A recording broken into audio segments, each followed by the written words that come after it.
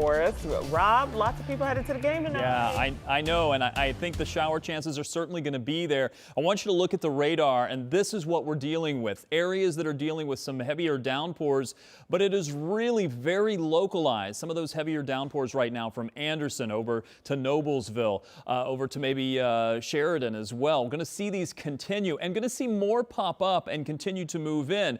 I just saw a new one that popped up here farther to the south and west. Now, there is a bit of good news here. This one between Greencastle and Cloverdale. These are producing some heavy rain, and they're moving relatively slowly, but we are not anticipating severe storms with this.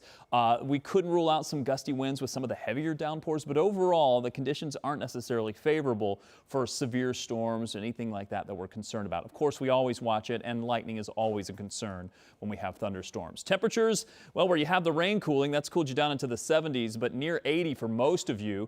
Our future track 13 does keep some of those scattered showers popping up through the evening. Here's 8 p.m. We could be looking at a very active radar depending on where you're coming from. You may have to deal with some scattered showers or some of those heavy downpours, but they're not going to last terribly long. Once they move through, you should get a break, but you may pick up more showers later. So for the Pride Parade tomorrow, I've got rain in the forecast for the entire day, but I want to show you future track 13 through about 10 a.m. Notice we'll get these pop-ups here and there.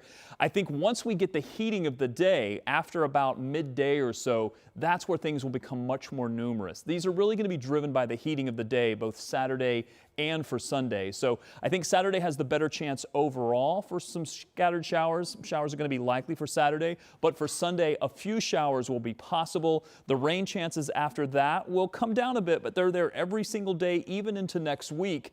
As the temperatures continue to warm up, we'll go from 80s up into the mid 80s by Monday, and we'll stay there all the way through the end of the week. We'll be right back.